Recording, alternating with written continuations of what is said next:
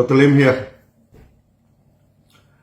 As true to the tradition of DXN, a good and real story worth 1,000 lectures. So I shall tell you some interesting stories about the practice of Sunya from the early days that will make you understand Sunya better. Through the real stories, we can relate it with our lives and learn a lot of lessons with it. Even before the establishment of DXN and in the late 80s, I started to teach Sunya to some small groups of friends and students. Today, I shall tell you one interesting story of how Sunya can change the whole family for the better. In around 1988, I served in Mada as an irrigation engineer at a small town of Kota Sarang Semut. This is a funny name.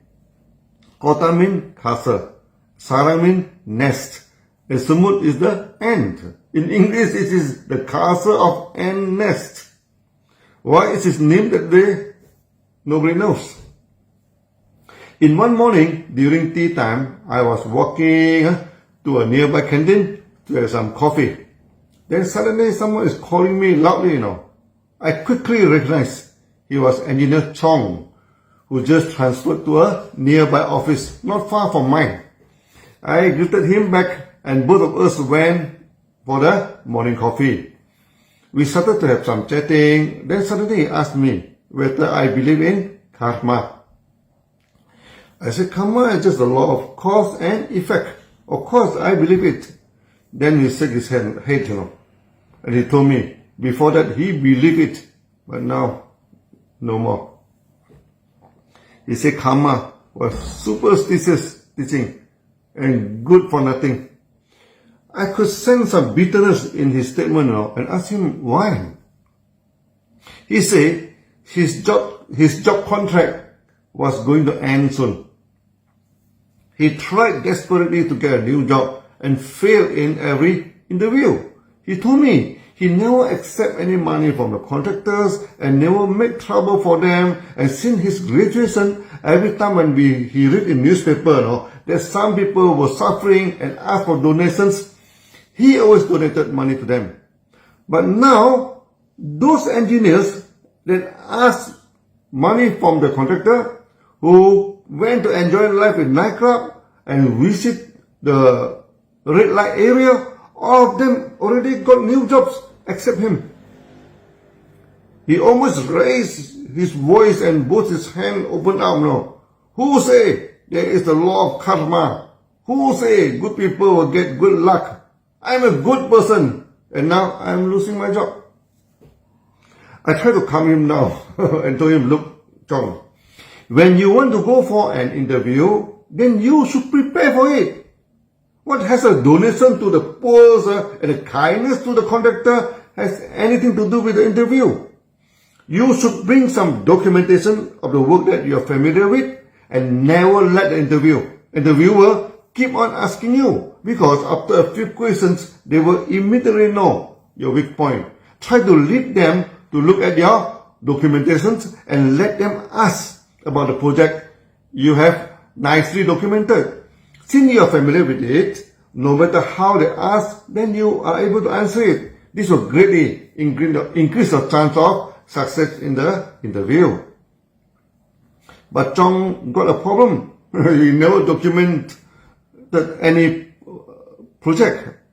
Then I told him, I just completed the documentation of calculating the loading capacity of a pile. I use a technique called rebound hammer test. When the pile is about to set, we paste a graph paper on the surface, then with the hammer strike the pile to sink it, then we draw a pencil with a horizontal guide to get a rebound curve, where the pile bounce up and down, and the vibration is recorded. And from the rebound curve, we can calculate the bearing capacity of the pile. This was a very specialized skill and not all the engineers are familiar with it. With the rebound hammer test, we did not do the pile loading test, which is time consuming and very costly. I passed him my documentations and brought him to the site to demonstrate and taught him, how to get the rebound curve. He worked and practiced very hard and soon learned the skill of it. Just before his job contract was about to end, he got an interview. The interview started at 8 a.m. in the morning, and he was the last candidate. He felt down. As in the interview, they normally put the best candidate in front and the lesser one at the back, and he was placed at the end, meaning the chances for him were very, very low. By the time he reaches his term, it was already 6 p.m. in the evening. All the interviewers were dead tired and sat there expressionless like a bunch of logs. They just casually asked what he was doing at the moment. Tom quickly took out the well-prepared documentations and started to explain to them about the rebound hammer test for hiring. All the interviewers came over to see the documentations as Tom explained it down all the way. None of them asked any question. When Chong finished the explanation, the chief interviewer asked Chong, okay, please go out and sit for a while. Disappointment and frustration filled the heart of Chong. The interviewer must be very tired. They did not even ask a question. This interview will be doomed as those before this. And he wondered why they did not send him home and ask him to wait. Time ticked away slowly. Finally, they asked him to come back into the interview room. They told him he was successful in the interview and decided to employ him. The offered salary was 2,500 ringgit with a traveling mileage claim of 50 cents per kilometer, and he could start working as soon as possible. Chong immediately turned wild with joy and excitement, At that time, the economy was bad and Malaysia was experiencing recession. Salary was poor. Both his and my salary were less than 2,000 ringgit per month. One of my friends, who was also an Australian graduate, only got a job with 900 ringgit after jobless for a long time. And many of Chong's colleagues who were enjoying life in nightclubs, frequent visitors in red light areas, and squeezed money from the contractor, none of them got such a high pay. Also, the mileage claim that time for us was 35 cents per kilometer, and they offered Chong twice as much. They explained to Chong, recently they got a huge contract that involved a lot of piling. The rebound hammer test presented by Chong would save them a lot of time and money, as they did not do the costly pile loading test. After seeing the detailed records presented by Chong, they immediately know Chong was the right candidate. After the success in the interview, Chong called me and talked in a very excited pitch, My documentation and the rebound hammer test worked like charm.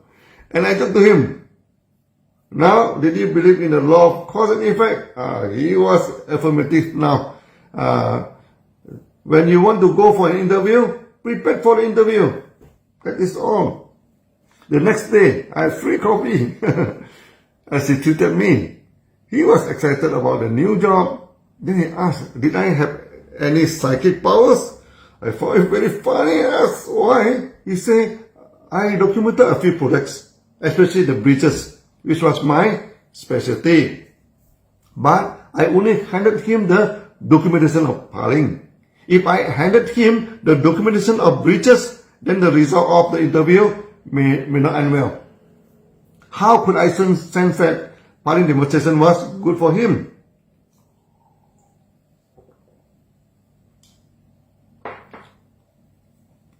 I found it hard to answer his question. I'm not a fan of psychic powers. Actually, I ignore psychic power during the practice of Sunya, even though many of my Sunya students showed a lot of miraculous achievements, which invariably were ignored and turned down by me, because miracles could never solve our day-to-day problem and never remove suffering from us. However, it is true that after the practice of Sunya, our senses become more acute, and we can sense the development of the event and the possible outcome of certain action. Even this is not foolproof, but good enough for us to engage our action, modify our strategies to deal with the challenges we faced.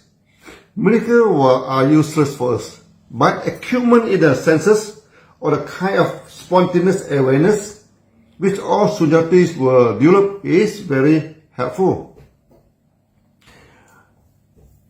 When I want to pass some documentation to Chong, I need to make some selections. My specialty was on the construction of bridges, but the documentation was huge, consisting of surveying the site, soil testing, flood record, current speed of the river, choice of types of bridge, and then the piling test, concrete test, and a lot of other tests. At the time, I was supervised some building and construction works too. There was one common documentation for both the building works and the bridge works, was the documentation for the piling. So instinctively, I said that piling documentation would suit him well. As in most construction work, piling is always required. So piling may be the best chance for him to impress the interviewer. After listening to my explanation, Chong still felt that it was some kind of psychic power and it exactly, fit in the interview until the interviewer need not ask him any question. I told Chong, I never care of psychic power. It may be just pure coincidence. I started to explain to him about Sunya. Then immediately he felt I tried to explain Buddhism to him and quickly cut me short. He told me he just converted to Christian and did not want to discuss anything about Buddhism. I told him, teaching of Buddha and Buddhism may not be the same thing. No. One is a practice and the one is the belief. We are dealing with the practice, not the belief. I told Chong, the practice of Sunya do not interfere with his belief in Christ and become a Christian. Now he did get a job by applying the law of cause and effect from the teaching in Sunya. So if Sunya did not interfere with his belief, then how could it create any problem for him? Chong told me his wife was a Christian, but he was a free thinker and more towards Buddhism initially. But after getting problem with the interviews and failing so many times, he became very stressed. His wife was very worried about him and brought him to meet a pastor. The pastor put a hand on his head and blessed him. A great sense of peace and serenity, came to him and he felt good and thankful.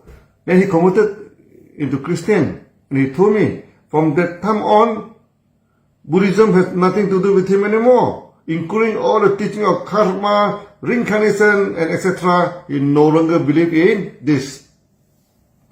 Once again, I told him, I am not promoting Buddhism. Sunya is a teaching of Buddha, but it's not Buddhism. Chong felt very funny, If it is the teaching of Buddha, then why it is not Buddhism? I told Chong, Buddhism is a faith system, dealing with your death and life, dealing with the salvation of your soul. But Sunya is a practice. The salvation of our soul has nothing to do with Sunya. The principle of Sunya is based on Diamond Sutra.